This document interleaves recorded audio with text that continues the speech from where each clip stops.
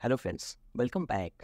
आज मैं आपके साथ दो स्टॉक शेयर करूंगा जिसको मैंने आज और कल दोनों ट्रेडिंग सेशन में बाय किया है। इसका रीजन क्या है, स्टॉक का टारगेट क्या है, सारी चीज़ आपके साथ डिटेल में शेयर करूंगा। लेकिन आप मेरे वीडियो से सिर्फ सीखेंगे, यहाँ पे किसी भी तरीके की बाई और सेल का रिकमेंडेशन नहीं होगा। पहला स्टॉक है हिंदुस्तान यूनिलीवर। ये स्टॉक को मैंने आज बाई किया है। हालांकि ये स्टॉक मेरे पास पहले से भी था, लेकिन मेरे बाइंग के बाद स्टॉक नीचे आ गया है, तो मुझे यहाँ पे एक अपॉर्चुनिटी दिखी है बाई करने की, ऐड करने की। जो मेरी एक स्ट्रेटजी होती है एवरेज करने का, उसके तहत मैंने इसको यहाँ पे एवरेज किया है। अब लॉजिक को समझते हैं कि यहाँ पे बाइंग करने का लॉजिक क्या है और टारगेट क्या है। सबसे पहले हिंदुस्तान यूनिलीवर की बात करें तो इस स्टॉक को लेकर डिस्कस करने की बहुत ज़्यादा ज़रूरत नहीं है। अपने आप में ये जो स्टॉक है मार्केट का लीडर है और हर घर में इसका प्रोडक्ट यूज़ किया जाता है। बात करें FII-DI की, तो आप जाकर देखना कि FII-DI ने यहाँ पे भर भर के अपनी पोजीशन बना के रखी है। ओके, अब सीधे आते हैं चार्ट पैटर्न के ऊपर और यहाँ पे समझते हैं कि किस तरीके से अगर हम चार्ट को समझें तो हम सही जगह पर अच्छे स्टॉक को बाई करके अच्छा खासा मुनाफा यहाँ पे बना सकते हैं। तो ये है डेली टाइम फ्रेम का चार्ट पैटर्न। स्विंग ट्रेडिंग के लिए मैं डेली टाइम फ्रेम का चार्ट का यूज करता हूँ। अब आप ध्यान से देखना कि यहाँ पे एक चार्ट पैटर्न बना था। ये जो चार्ट पैटर्न है, ये टेक्निकल की भाषा में इसको बोलते हैं कप विथ हैंडल, क्योंकि यहाँ पे ये बना कप, यहाँ पे हैंडल और यहाँ पे ना मल्टीपल हैंडल्स बने हैं। उसके बाद से स्टॉक नीचे आ गया, जो हमेशा होता है, क्योंकि जब भी बुलिश चार्ट पैटर्न बनता है तो होता क्या है, यहाँ पे एंट्री शुरू हो जाती है वैसे लोगों की जो मार्केट को टाइम देना नहीं चाहते हैं। उनके हिसाब से पैटर्न बनना शुरू हुआ, उसके बाद स्टॉक में ब्रेकआउट होगा और जल्दी से उनको एक बड़ा टारगेट मिल जाएगा। लेकिन मैं हमेशा बोलता हूँ कि स्टॉक मार्केट वैसे नहीं चलता जिस तरीके से चार्ट दिखाई देता है। यहाँ पे बुलिश चार्ट पैटर्न बना है, इसका टारगेट भी अचीव होगा, लेकिन उस तरीके से नहीं जैसे 95% लोग सोचते हैं। मैक्सिमम केस में क्या होता है कि जब भी अच्छा चार्ट पैटर्न बनता है उसके बाद स्टॉक नीचे आ जाता है। क्यों? क्योंकि जो लोग स्टॉप लॉस वाले होते हैं उनको पोजीशन काटना होता है, उनको मार्केट से बाहर निकालना होता है, वीक हैंड्स को मार्केट से बाहर निकालना होता है। तो इस स्टॉक को जब मैंने पहली बार बाई किया था तो मैंने यहाँ पे बाई किया था, क्योंकि ये एक रेंज था। उसके बाद ये रेंज ब्रेकडाउन हो गया, स्टॉक और नीचे आ गया, तो मैंने यहाँ पे ऐड किया है। अब मेरा टारगेट क्या है? अब यहाँ पे दो चीज़ें हो सकती है। पहली चीज़ क्या होगी कि मेरे बाइंग करने के बाद स्टॉक और नीचे आ जाएगा, यानी स्टॉक यहाँ पे आ सकता है, यहाँ पे एक सपोर्ट है, ये यहाँ पे आ सकता है। तो अगर HUL मुझे 2000 पे मिलता है, मुझे 1900 पे मिलता है, तो मैं इसमें धीरे धीरे SIP करना शुरू कर दूंगा। दूसरी चीज़ ये हो सकती है कि ये यहीं से ऊपर उठ जाए और यहाँ से एक पूरा का पूरा कप बन जाए या एक राउंडिंग बॉटम बन जाए। कैसे बनेगा? यहाँ से ये पूरा का पूरा इस तरीके से रिकवरी हो जाए। अगर ऐसा होता है तो यहाँ पे इसका टारगेट कितना आएगा? इसका जो टारगेट आएगा 23% आएगा, जो बिल्कुल शॉर्ट टर्म का टारगेट होगा, जो रेसिस्टेंस है। हालांकि अगर हम लॉन्ग टर्म टारगेट की बात करें तो हमें इस पूरे डेप्थ को लेना है और इसको रखना है यहाँ पे। तो ये टारगेट कितना निकल के आ रहा है? ये जो टारगेट निकल के आ रहा है मोर देन 60% का निकल के आ रहा है। तो हमारे पास दो टारगेट है। अब एक सवाल आएगा कि मनीष भाई, दोनों टारगेट कितने समय में आ जाएंगे?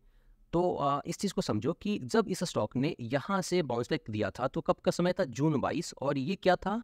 सितंबर 22। यानी जून से सितंबर में 3 महीने में इस स्टॉक ने जो हमारा ये टारगेट है, कितना का टारगेट हमने अभी देखा, ये जो टारगेट था 30% का, इसने 3 महीने में दे दिया।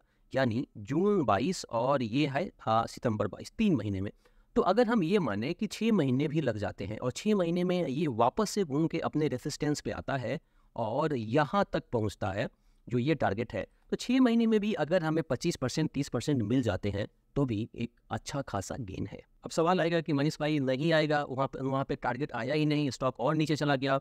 देखो, जब शेयर होल्डिंग पैटर्न में प्रमोटर 62%, FII 14, DI 12, पब्लिक के पास सिर्फ 12% की होल्डिंग है, जब 88% होल्डिंग स्ट्रॉन्ग हैंड्स के हाथ में है और HUL जैसी कंपनी जिसके पास प्रोडक्ट की एक बहुत बड़ी लिस्ट है, हर घर में इसका प्रोडक्ट यूज़ किया जाता है, वैसी कंपनी अगर नीचे आ जाए, डूब जाए, खैर तो फिर क्या कहना। तो यहाँ पे इन सारी चीज़ों को समझ कर काम करना है। तो मैंने यहाँ पे अपनी पोजीशन बना के रखी है, लेकिन अगेन आप अपने रिस्क पर कोई भी डिसीजन लेंगे। दूसरा स्टॉक है डाबर इंडिया। डाबर इंडिया में भी अगर आप देखोगे तो यहाँ पे एक रेंज में ये स्टॉक ट्रेड कर रहा है और ये जो रेंज है कितने का है? अब देखो, ये एक परफेक्ट सपोर्ट के ऊपर यहाँ पे जहाँ से स्टॉक ने एक ब्रेकआउट दिया था, जो ये ब्रेकआउट था वहाँ पे ये स्टॉक मल्टीपल टाइम यहाँ पर आकर सपोर्ट ले रहा है। और अगर आप देखोगे तो ये जो स्टॉक है एक रेंज में ट्रेड कर रहा है। इस स्टॉक को मैंने कल बाई किया था, मेरी पोजीशन आप देख सकते हैं।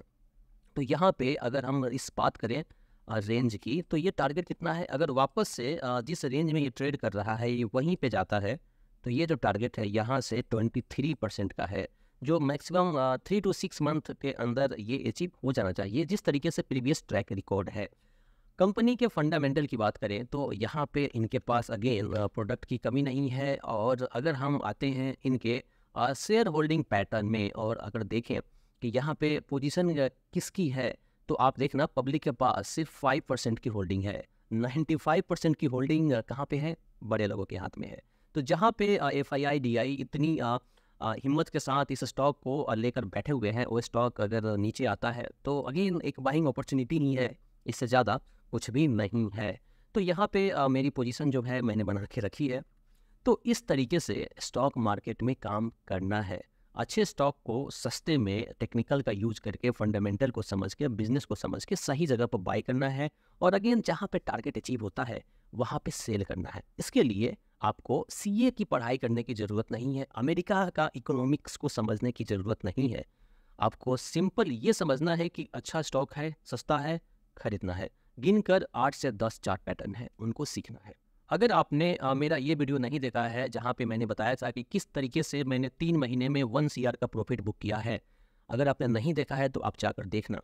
स्टॉक मार्केट में पैसे बनाना बहुत बड़ी चीज़ नहीं है, थोड़ा सा मेहनत करना है, चार्ट पैटर्न, फंडामेंटल, टेक्निकल, इनको सीख लो और यहाँ पे पैसे प्रिंट करो। मैंने इस वीडियो में बताया था, लाइव बताया था, स्क्रीनशॉट शेयर नहीं किया था कि कैसे मैंने प्रॉफिट बुक किया है। स्टॉक मार्केट को अगर डिटेल में मुझसे सीखना चाहते हैं तो आप मुझसे कांटेक्ट कर सकते हैं। अगर आपने यूट्यूब पर मेरा ज्वाइन बटन का सब्सक्रिप्शन नहीं लिया है तो आप ले सकते हैं, जहाँ पे मैं अपनी लर्निंग आपके साथ शेयर करते रहता हूँ।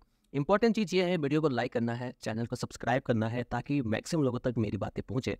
आपके सपोर्ट की काफ़ी ज़रूरत है। Thank you so much.